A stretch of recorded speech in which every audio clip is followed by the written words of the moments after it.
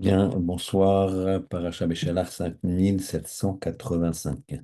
En Paracha Béchalach, comme chacun le connaît, chacun le sait, il y a la Shira Azia Moshe, l'ouverture de la mer Rouge, extraordinaire passage. Il y a d'autres passages très très importants, notamment la manne. Notamment la manne, la Paracha Taman, qui est pour la Paracha de la Parnassa. Et également, principe de faire la guerre contre Amalek. Alors, on va essayer de regarder un petit peu tout ça. On va essayer de voir, de faire un lien avec les différents sujets. On va commencer plutôt vers la fin. Il y a marqué comme ça, dans le chapitre 17, verset 8 exactement. Il y a marqué que Amalek est venu, il a lutté, il a fait la guerre contre les Béné Israël à Réphidim, dans un endroit qui s'appelle Réphidim. Donc, Vayovo Amalek, il est venu à Amalek, Vayilachem, il a fait la guerre, Milchama, im Israël avec Israël, Réphidim, à Réphidim. C'est étonnant qu'on nous donne l'endroit où a eu lieu la guerre. Très bien. Alors, Rachid nous explique euh, pourquoi Réphidim nous amène le Midrash Tantruma qui dit pourquoi Réphidim, c'est les initiales de Réphidim, Refo, Yédé, Yadaim. D'accord? Ils ont été raffés, elles ont été faibles, les mains, d'accord, des Béné Israël. Et comme en boutade, quand on étudie la Torah, on fait comme ça, etc. On lève les mains, mais elles sont fortes. Et là, elles sont tombées. Pourquoi? Parce qu'ils se sont relâchés dans l'étude de la Torah. Donc, comme ils se sont relâchés dans l'étude de la Torah, alors, Akadosh Baruch Hu, il a envoyé Amalek. Mais pourtant, il y a un enseignement contradictoire qui dit la chose suivante. Et on le voit dans les psukim qui ont précédé. On voit que les Béné Israël, ils ont râlé, plus que râlé, ils ont mis en doute Chas de Shalom, la capacité d'Akadosh Baruch Hu à les nourrir. Akadosh Baruch Hu lui dit quoi? Vous demandez si je suis parmi vous et si je vais vous lâcher ou pas. Je suis toujours avec vous, j'ai toujours été avec vous. Puisque vous doutez, je vais vous envoyer un chien qui va vous mordre. Et immédiatement, Amalek est venu les attaquer.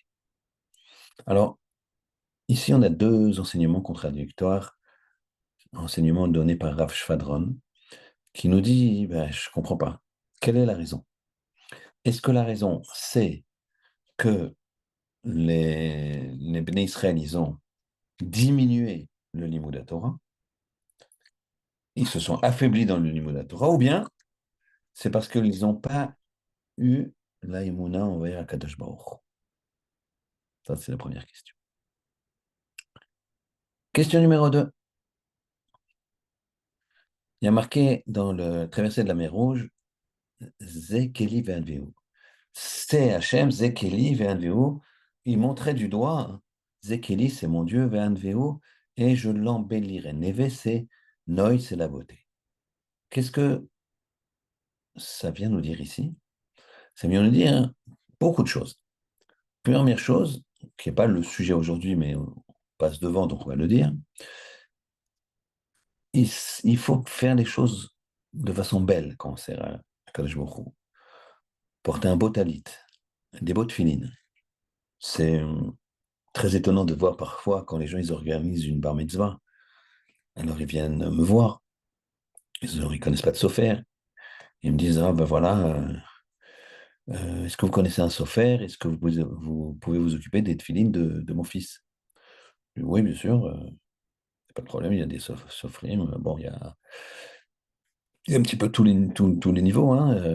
Disons on met un tefilin cachère très, très, très limite. Ça peut être entre 3 et 500 euros, mais ça risque d'être très fragile. 800 euros, c'est bien, c'est très correct. 1100, c'est très bien. Moi, je vous conseille 1500. Moi, j'ai acheté des tefilines à 2000, mais quand j'étais bien adulte, où j'ai pris, en fait, plus ou moins toutes les, les chumrot, les exigences. On peut aller plus loin encore, ça dépend du sofer, etc. Personne, 1100, 1500. Oui, moi je vous conseille de mettre 1100, 1500, c'est important, c'est très important la bar mitzvah. Il va les garder toute sa vie, c'est des très très beaux téfilines. Mais je ne comprends pas. Moi, je vous renvoie à la question, c'est moi qui ne comprends pas. Je crois que, je vous remercie, vous m'avez invité, je crois que c'est prix Catlan, je crois. Et puis l'orchestre, c'est un tel qui vient d'Israël, et puis etc., etc. Donc il y a pour des dizaines de milliers d'euros. Et pour les téfilines, donc voilà. Zekeli Vernveo, on fait des beaux téfilines. On achète des beaux téfilines, des beaux talit, des belles ménorotes, etc., etc., des beaux habits de Shabbat. On doit avoir nos habits de Shabbat spécifiques à Shabbat. Après, quand ils sont un petit peu usés, on les passe en chol et on rachète des autres très très beaux. Mais en tout cas, ça c'est Zekeli Vernveo, c'est mon Dieu et je l'embellirai. Mais en tout cas, ça veut nous dire quoi, hein? Ça veut dire que Zekeli, on montre du doigt à Hachem presque. D'accord? C'est pour ça que nous, on ne peut pas faire Zekeli en montrant le Sefer Torah, etc. D'accord? En disant Zekeli. D'accord? Montrer l'endroit du Sefer Torah, comme on fait hein, pendant l'Agba, ça, il n'y a pas de problème, bien sûr. Donc, ça veut nous dire, nous dit le Midrash, nous dit Rashi, que la servante de l'époque, elle a vu plus que les prophètes, notamment que Yecheskel, Ben Bouzi, qui a vu le char céleste et que Ishaya également. Ils ont vu plus que. Mais pourtant, ils ont fauté. Ils ont fauté. Comment ça se fait? Troisième question. On a dans la Megillah un conseil.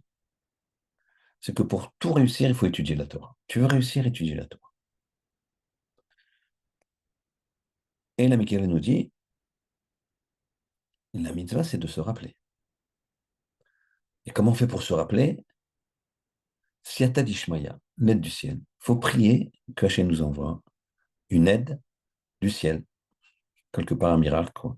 Mais il faut prier, Siata d'Ishmaya. Ça, c'est dans la Megillah. Vav Amoudbet, Amoud Aleph. Dans Yebamot, on nous dit autre chose. On nous dit, ça dépend du cœur que tu mets et de l'effort que tu fais. Si tu mets le cœur et l'effort, à ce moment-là, tu vas mémoriser. Alors, ça dépend de l'aide du ciel, ça dépend de l'effort.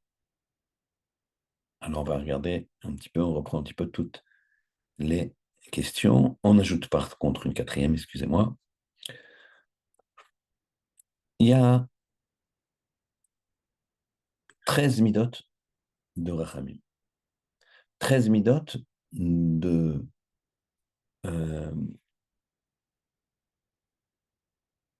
on va dire de midot de traits de caractère, si on peut oser s'exprimer ainsi, d'Akadosh Baruch Hu, 13 mesures, de bonté. Chacune en ayant sa spécificité.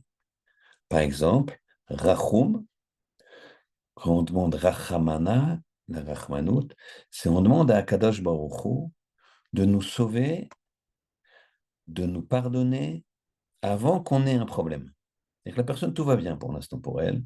Il sait très bien que il a regardé ce qu'il fallait pas, il a touché ce qu'il fallait pas, mangé ce qu'il fallait pas, etc. Il a parlé, c'était pas gentil, etc. La shonara. Très bien. La liste est longue, je parle pour moi. Et alors, mais là, tout va bien. Tout va bien pour lui. Alors là, il s'empresse de demander la Rahmanou d'Hachem. Bien sûr, il faut faire tchouva, il faut regretter. Il faut rajouter des choses, de Torah, de mitzvot. Mais on demande Rachmanout. Rachmanout, Rachamim, c'est avant qu'on reçoive une épreuve. Chanoun, donc ça c'est Rachum. Chanoun, c'est quand l'épreuve est venue. Et là, on demande à Kadosh Baruch Hu d'être Chanoun, d'être miséricordieux. Mais là, c'est qu'on est déjà hein, dans le problème. Alors, on s'aperçoit qu'il y a 13 midot de Rachamim et 13 midot de Torah. Alors, évidemment qu'elles sont liées, mais comment, pourquoi, qu'est-ce qui se passe ici? Je reprends les questions. Première question de Rav Shvadron Zecher Tzadi Vekadosh Livracha, il dit la chose suivante. Amalek, il est venu attaquer les Béné Israël dans le désert. Il y a deux raisons. On amène deux raisons dans deux sources différentes. Une raison, c'est parce que Birfidim, parce que les mains des Béné Israël, elles ont baissé, elles se sont affaiblies dans le Limud Torah. Et la deuxième raison, enfin une autre raison, qui a l'air contradictoire, c'est qu'ils n'ont pas eu la Emouna. Ils ont dit à Kadosh Baruch Hu, mais comment on va se nourrir? Comment tu vas nous envoyer? À chaque fois, il y avait le problème de la manne, avant qu'il envoie la manne, même après, il voulait des cailles. Après, il y avait le problème de l'eau, Amara, l'eau, elle était amère. Et ben, tu sais pas que elle peut se transformer en de source. C'est ce qui s'est passé. Alors, attends, patiente, au lieu de, comme ça, d'avoir des paroles de rébellion. Donc, d'un côté, c'est parce que la Torah a été affaiblie. De l'autre côté, c'est parce que la Emouna a été affaiblie. Ils n'ont pas cru. Alors, c'est la Torah ou la Emouna? Deuxième question, comment ça se fait que, avec ce qu'ils ont vu, Zekeli Venveu, ils ont pu voir la présence d'Hachem dans l'ouverture de la mer rouge, ils ont pu fauter. Et qu'est-ce qu'ils ont fait après pour se rattraper? Troisième question, dans la Megillah, on dit que pour se rappeler de son limoud, il faut une siyata d'Ishmaïa, il faut une aide du ciel. Dans la Gemara Yibamot, on dit que il faut mettre son cœur et faire des efforts. Alors, c'est l'aide du ciel ou faire des efforts? L'aide du ciel, bon, ben, l'aide du ciel, tu pries, l'aide du ciel. Mais tu mets le cœur et les efforts, alors c'est lequel? Très bien. Et quatrième question, 13 minutes de rachamim, 13 minutes de bonté, d'Akadosh Baruch Hu, et les 13 minutes pour étudier la Torah. 13 minutes pour le Limud Torah. Comment ça fonctionne? Très bien. Alors, nous allons commencer à répondre aux questions.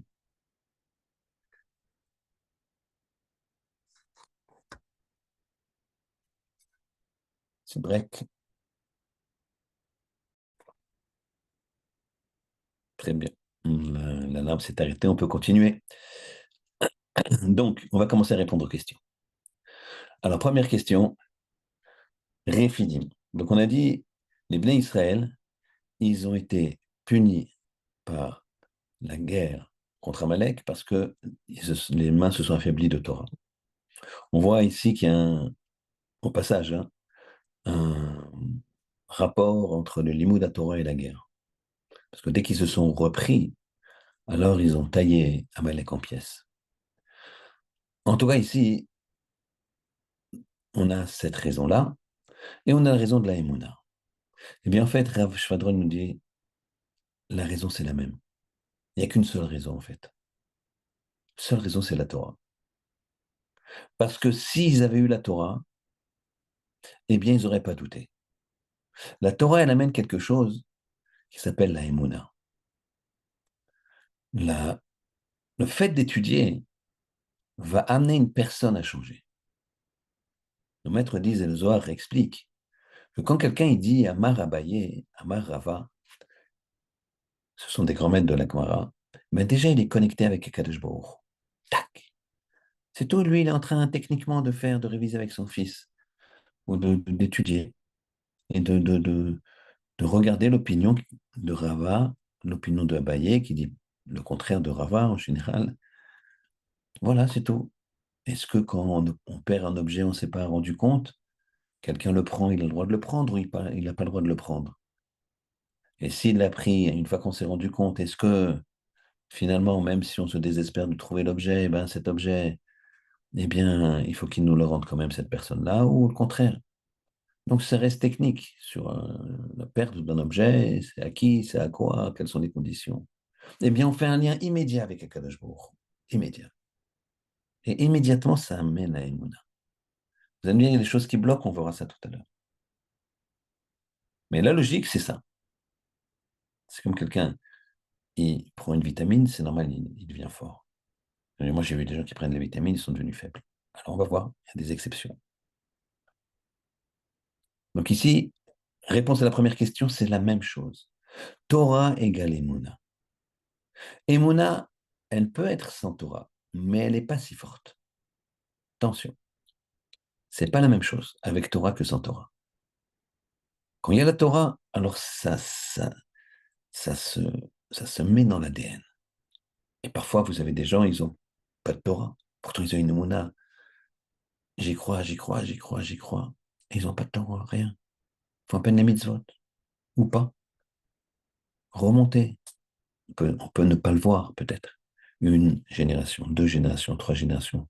Vous trouverez ces gens-là, des gens qui avaient une Torah tellement forte que ça s'est mis dans leur ADN, ça s'est transmis même à ces gens-là qui ont, entre guillemets, pas de Torah. Et donc, ils ont une émouna incroyable par rapport à leur degré de pratique. Donc ici, Torah égale émouna. La deuxième question, c'est Zekeli Vanvi. Comment on peut voir présence d'Akadosh Baruch Hu et fauter, le veau d'or, se rébeller, on le voit ici. Là, il n'y a pas eu encore, il n'y a pas de veau d'or encore, mais il y a déjà des rébellions. Alors qu'ils viennent de traverser la mer Rouge. Ils viennent de voir les miracles, innombrables, comme on a déjà vu quand on a parlé de la Haggadah, ou l'année dernière. Comment c'est possible? Alors, on avait répondu, libre arbitre, etc. Mais là, on va répondre sur un autre point. En fait, le miracle, il n'est important uniquement, uniquement, si tu travailles. Un miracle, il n'a pas d'impact, en fait. Vous regarderez, les gens, ils ont eu des miracles. S'ils n'ont pas concrétisé leur remerciement par des choses concrètes, c'est-à-dire, il a le miracle. Il n'y a pas un accident de voiture, etc., etc. Il y a plein de miracles.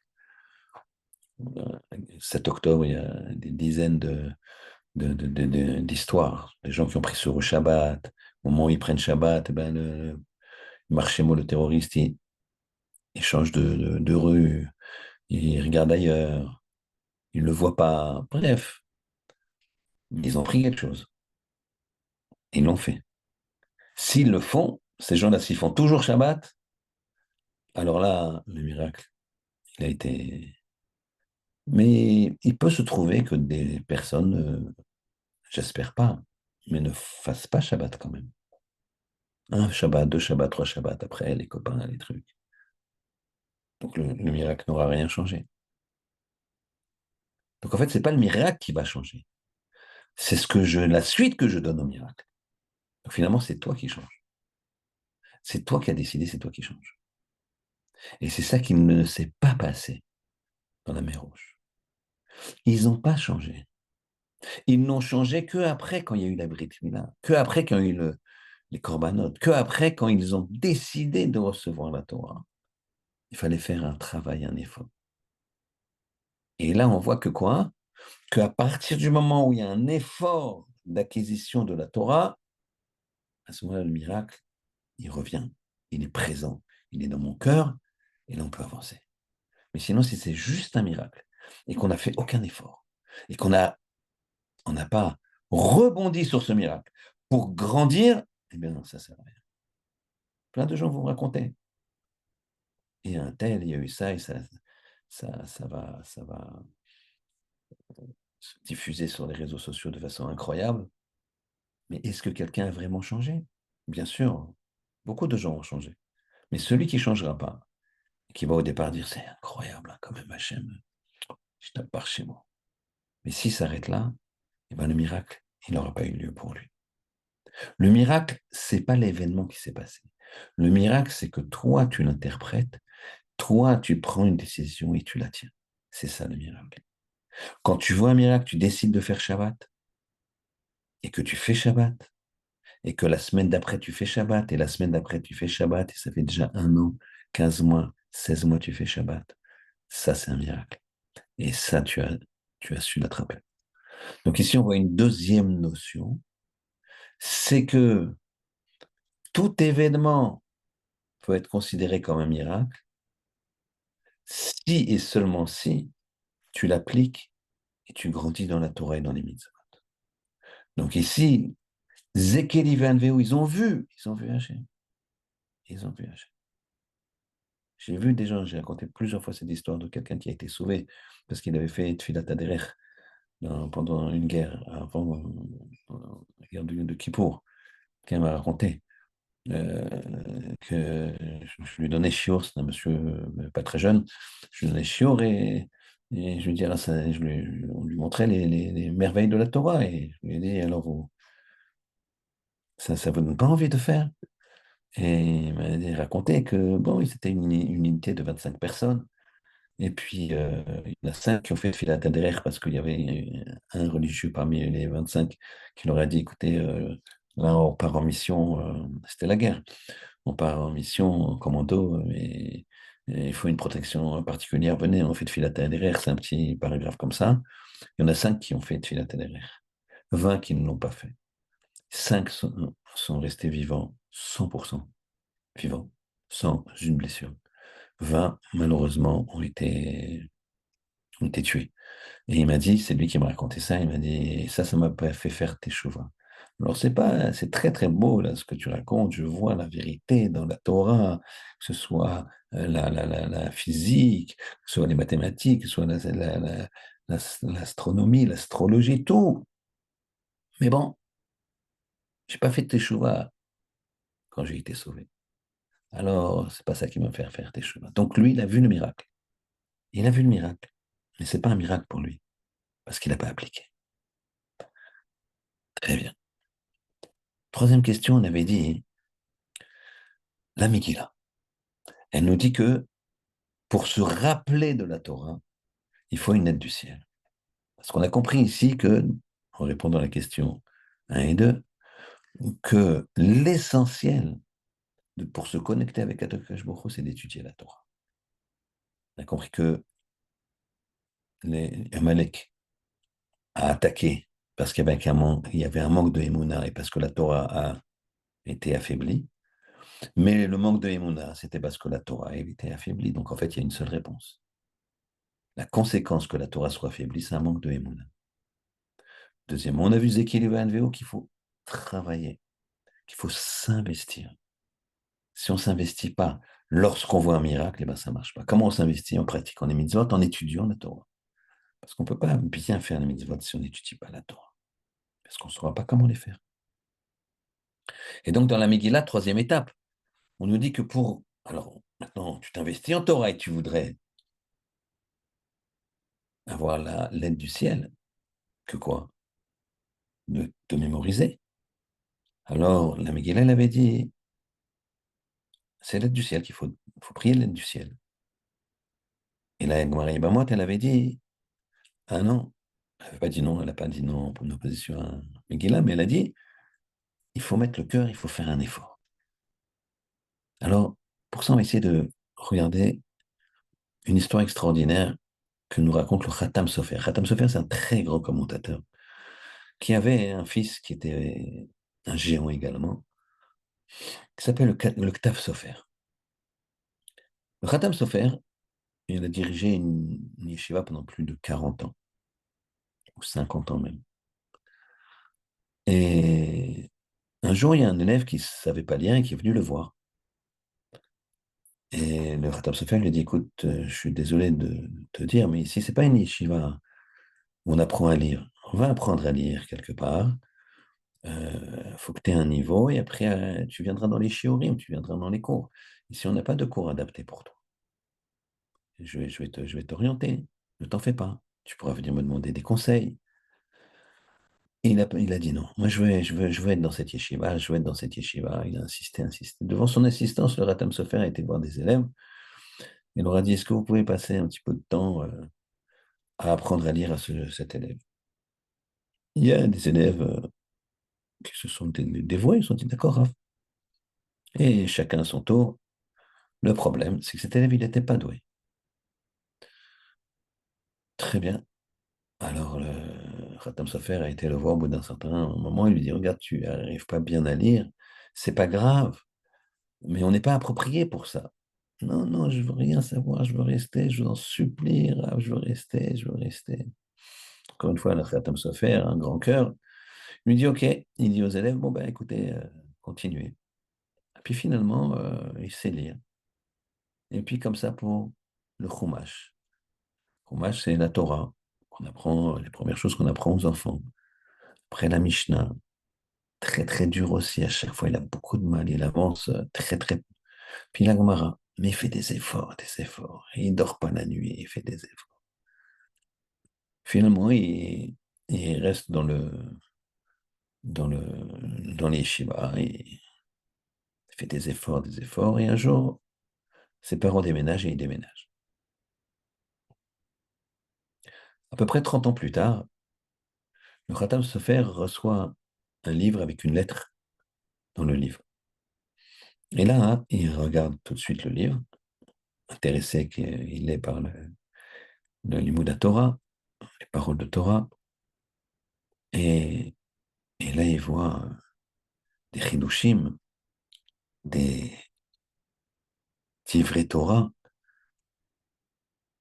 extraordinaires, innovants, intelligents, créatifs, brillantissime. Il dit à son fils, c'est qui ce jeune homme ou ce monsieur, je ne sais pas. Et il regarde, il voit le nom, ça lui dit rien. Il ouvre la lettre, et là, hein, une lettre de remerciement, signée cet élève-là. En lisant la lettre, il s'est rappelé le Khatam Sofer. Il a dit à son fils, le Ktav Sofer, il lui a dit, tu te rappelles le jeune qu'on se demandait chaque année, est-ce qu'on le garde, est-ce qu'on ne le garde pas, et puis finalement, il était tellement assidu, tellement volontaire qu'on l'a gardé. Mais regarde ce qu'il est devenu. Ça, c'est quand on s'investit. Ça, c'est quand la personne, elle a demandé Siyata Dishmaya, mais qu'elle a fait l'effort, qu'elle a demandé l'aide du ciel. C'est-à-dire, c'est pas une contradiction dans la Gemara Mikila qui demande je demande l'aide du ciel. Comme ça, je me rappelle. Et là, il y a une Gemara Ibamot qui dit non, non, c'est pas comme ça qu'il faut faire un effort. Non, c'est la même chose. C'est-à-dire que c'est un tout. Tu dois faire un effort. Sans effort, tu n'y arriveras pas. Si tu fais pas d'effort, ça ne marchera pas. Ephraim Kanivski raconte que il a suivi deux Avrechim. Deux Avrechim.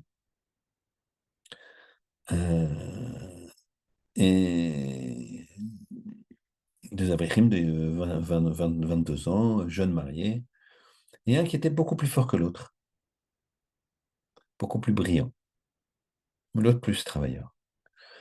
Alors il venait le voir, il s'aimait beaucoup ses Avrechim, il venait lui poser des questions et il les suivait.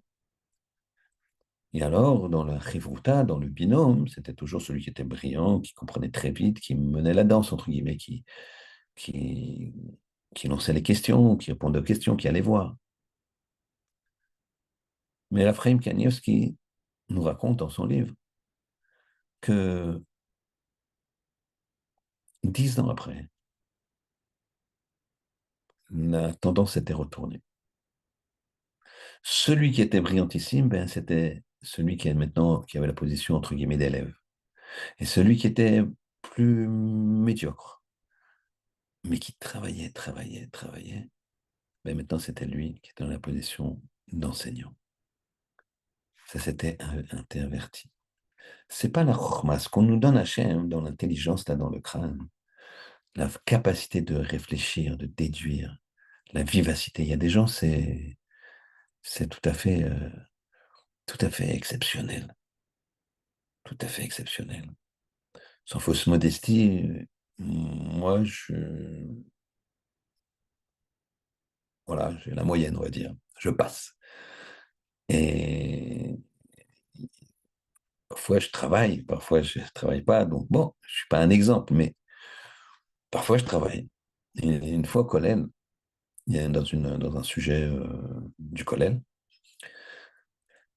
un, un homme, un élève, qui était donc avec nous, extrêmement brillant.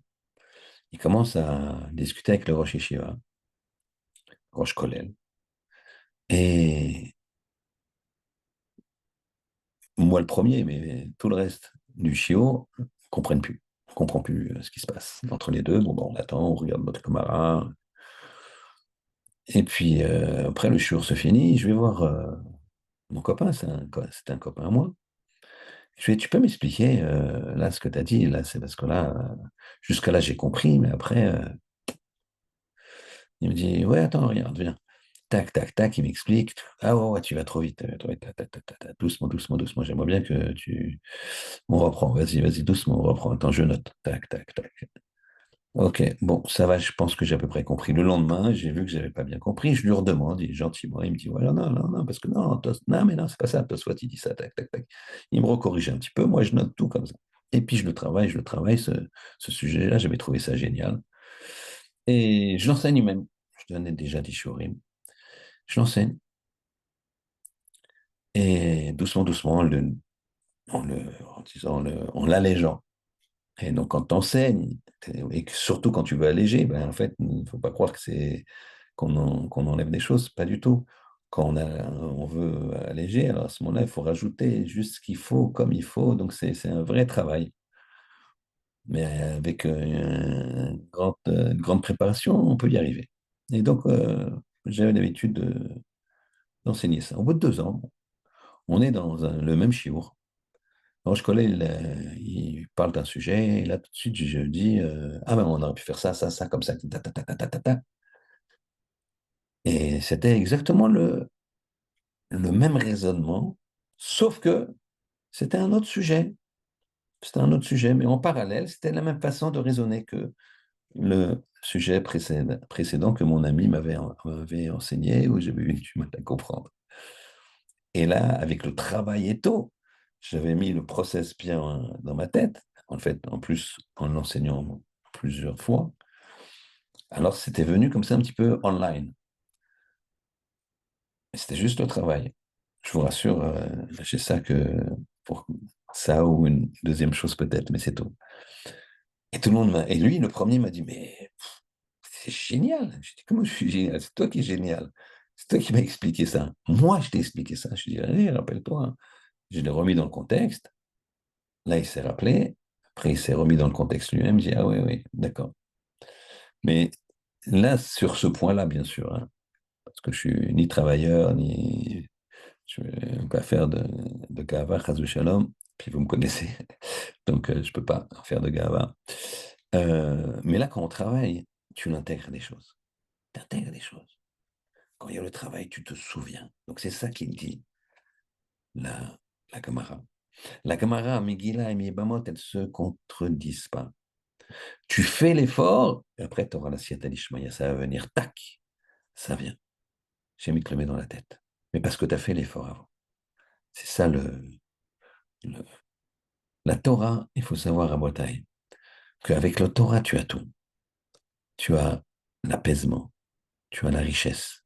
Ah, j'entends parmi vous qui... La richesse, ah non, t'as pas la richesse. Alors, ça dépend ce qu'on appelle la richesse. La richesse, c'est ce que dit Pirkei Avot. Eze Washir Misamer Bechelko. Quel est l'homme riche? Celui qui est content de son sort. C'est qui est-ce qui est content de son sort? Ben, tout celui qui se satisfait de ce qu'il a. Or, un avrer, il se satisfait de ce qu'il a en général. Des fois, il y a des soucis. Mais même quand il y a des soucis où il va demander, solliciter peut-être, eh bien, dans tous les cas, la vie suit son cours. Et la simra est là. Une fois, il y a un avrer avec 6 enfants, 7 ans, 8 ans, comme ça. Donc, bon, Hachem, ça laissait entrevoir une grande famille. Il a été voir Ephraim Kanievski et il lui a demandé euh, quand est-ce qu'il doit, quand est-ce qu'il doit commencer à se soucier de la parnassa pour ses enfants, il faut qu'il les marie, il faut que... Il lui a dit, reste assis, étudie la Torah. Étudie la Torah, et ça viendra tout seul. Si tu décharges ton fardeau sur l'épaule, Kaviachol, si on peut oser s'exprimer ainsi, d'Akadosh Baruch Hu, c'est plus toi qui portes cette tâche-là. C'est le Ribono Shel Olam. Et quand tu étudies la Torah, eh bien, c'est un srout énorme. Dans la Gemara Chagiga, il y a marqué la chose suivante. L'histoire connue de Acher Elisha ben Abouya, un grand maître qui parmi 4 maîtres, qui était Ben Zoma, Ben Azaï, Rabbi Akiva et Elisha ben Abouya, qui est devenu Acher.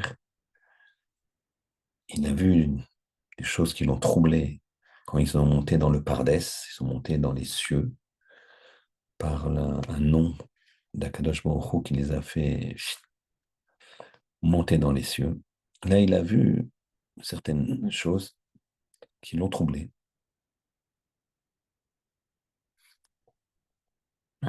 Et au lieu de se ressaisir, parce qu'on lui a montré que ce qu'il avait vu, c'était une erreur, il avait vu un ange qui s'appelait Matatron, qui était assis et qui écrivait le srout des Béné Israël. Chaque bonne chose que fait un juif, il l'écrivait dans un livre. Pour ça, Kadosh Baruch Hu lui a permis de s'asseoir, mais normalement, aucun ange au monde ne peut s'asseoir.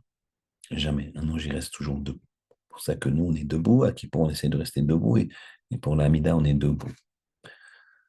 Et lui, il a vu Matatron assis. Alors, il a dit, oh là, alors il fait ce qu'il veut. Donc, ça échappe. Donc, il y a 2 dualités. Chaz Shalom, Dieu préserve. Tout de suite, on a des anges sont venus, ont attrapé Matatron et lui ont donné 60 coups de fouet de feu pour montrer que c'était pas une puissance. Qu'est-ce qu'a fait Elisha ben Abouya? Il est quand même resté, au lieu de se dire, bon, bah, c'est pas une puissance. Il y a une raison pour laquelle il est assis, et il aurait creusé, il aurait bien vu que c'est parce que Akadosh Baruch Hu aime tellement qu'on dise du bien du clan d'Israël que il lui a permis de s'asseoir. Non, il s'est braqué et il a continué à nier et à dire, bah, il y a deux réchoutes, il y a 2 forces. Chas v'shalom. Et il a défié. Quand il est mort, on ne savait pas ce qu'on allait faire de lui. Pourquoi? Parce que d'un côté, il connaissait beaucoup de Torah, de l'autre côté, il avait fauté. Alors, dans les fautes qu'il a fait, on raconte il rentrait dans les Beth Midrash et il disait aux enfants, mais qu'est-ce que tu fais là? Regarde, tu vas être pauvre, regarde celui-là là-bas, il est vieux, il est pauvre, regarde comment il est, regarde son vêtement, vas-y, sors, va travailler, fais une situation. Il faisait sortir les gens du Beth Midrash. On raconte même dans la Gemara Chagiga que il avait une Rabbi Meir, petite pause,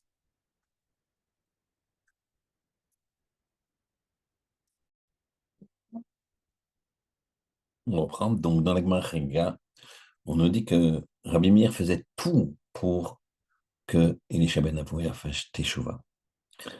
Et donc, il le rentrait dans une bête à Knesset, dans une choule, et il y avait un principe, c'est que les enfants, ils apprenaient un passouk de Torah par cœur par jour, de plus, et comme ça, ils connaissaient toute la Torah.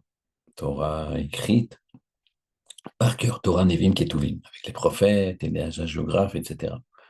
Télim, tout.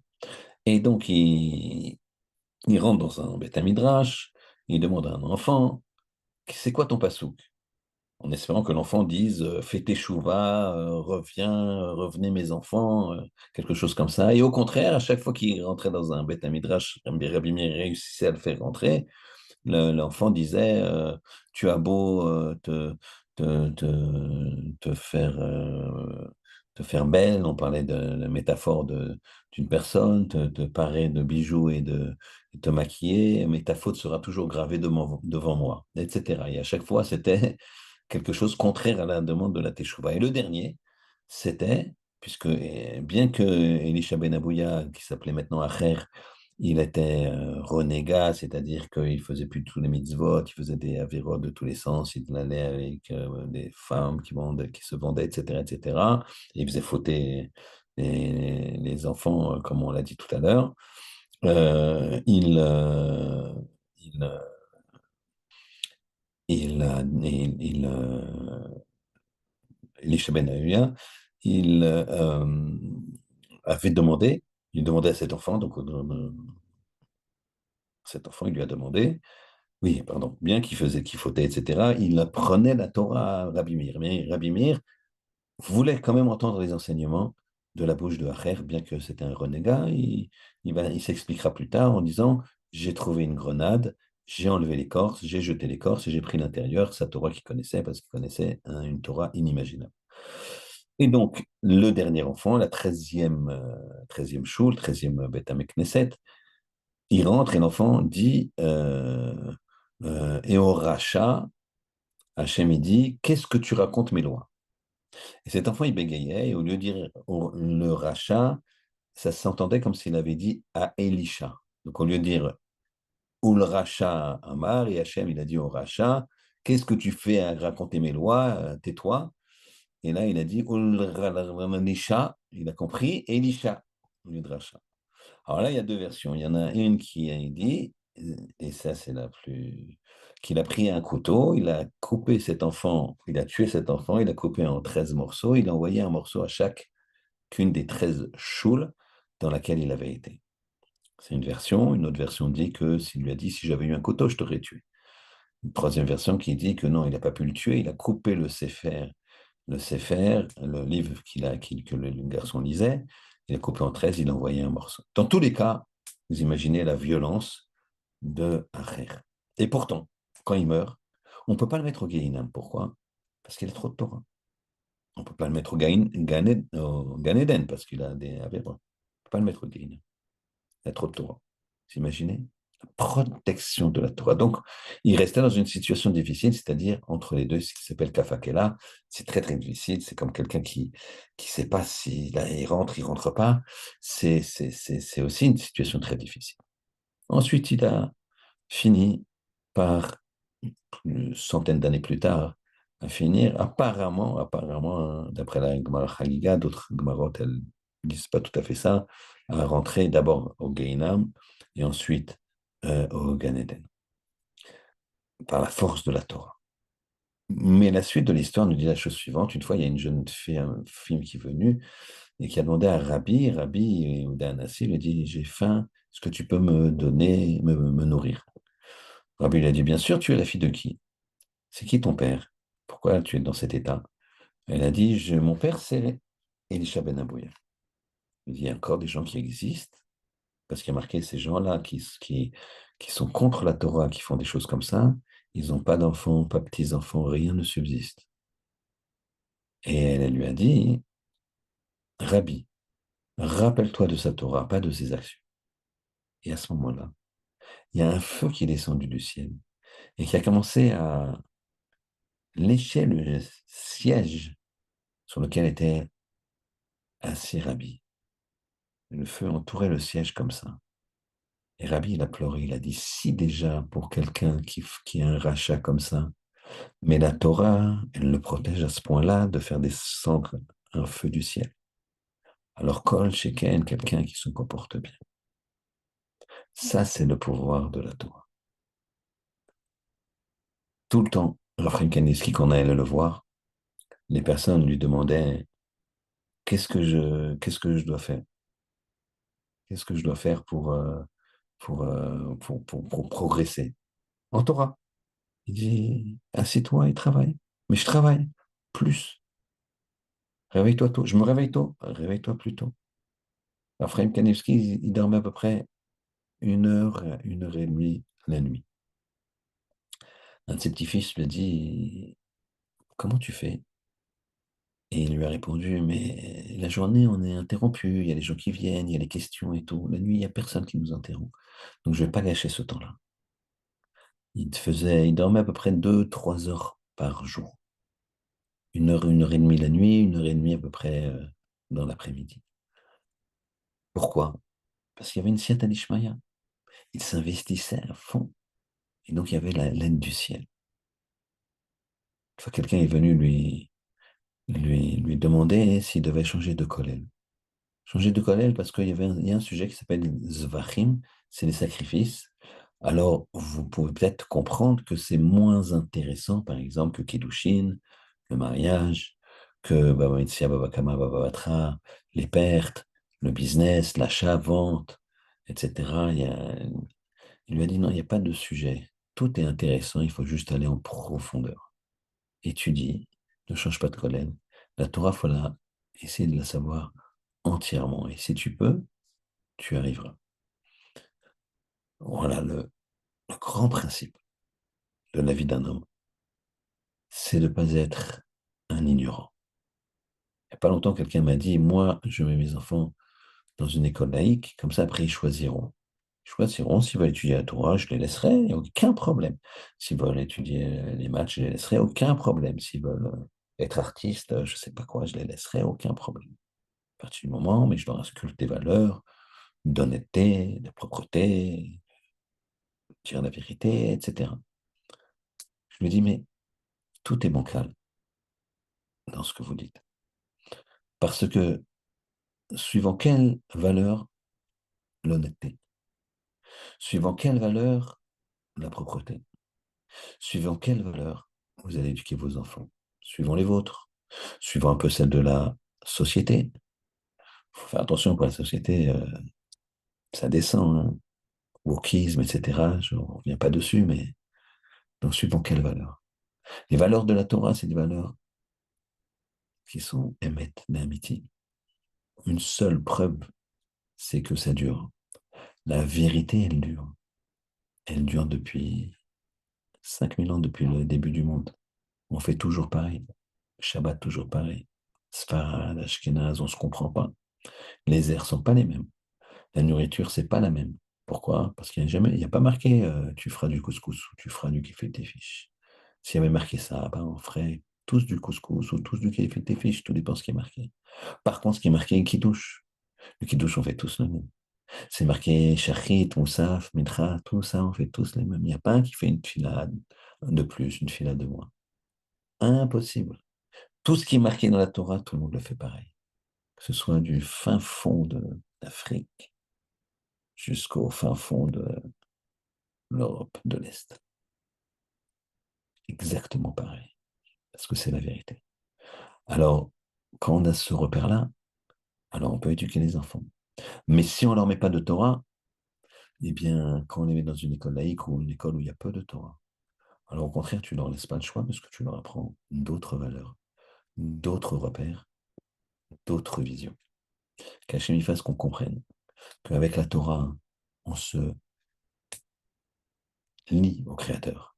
On devient choutaf, associé avec Akadosh Baruch Hu dans la création du monde. Et si on applique la Torah, eh bien on a tout. La richesse, la santé, la parnassa, tout. Vous allez me dire, moi j'en connais qui n'ont pas, alors, qui ont la Torah. Alors ça c'est différent. Hachem parfois il envoie des épreuves, et ces épreuves, c'est pour faire grandir l'homme, jamais pour le couler. Et parfois, c'est parce que cet homme-là, c'est un sadique et qu'il prend pour les autres. Donc, ça fait l'objet d'un autre chiot, le sens de l'épreuve. Mais ici, n'oubliez pas, la Torah nous dit Eze ou Achir, à sa mère Bechelko. Qu'est-ce qu'est l'homme riche, celui qui est content de son sort? Qu'est-ce qu'il doit faire un homme pour vivre? Elle nous dit il doit mourir. C'est quoi? Eh bien, pour bien vivre, il faut mourir, c'est-à-dire, t'attache pas au plaisir matériel. Il n'y a pas de problème de faire un bon Shabbat, etc. C'est pas l'essentiel. Et en tout cas, ça doit toujours être attaché au spirituel. Donc, je finis par ce qu'il a dit une fois, et ça m'est rentré dans le cœur, c'est simple, mais c'est extraordinaire. Rav Ezrachi, Shlita, Rosh Yeshiva de Mir, il avait dit une fois comme ça, quelque chose de simple, je m'attendais, je me suis dit, voilà, il va conclure. Et qu'est-ce que ça va être? Il avait fait un shiur fabuleux, plein de sources, un peu complexe. Donc vraiment, il a dit, maintenant je vais dire la dernière chose. Il crie comme ça, il a une voix forte. Il a dit comme ça, avec la Torah, ima Torah yesh hakol, pli Torah klum. Avec la Torah, il y a tout, sans Torah, il n'y a rien. Bezrat Hashem, que vous soyez tous remplis de Torah et que vous ayez tout le bonheur qu'Hachem puisse vous envoyer. Amen.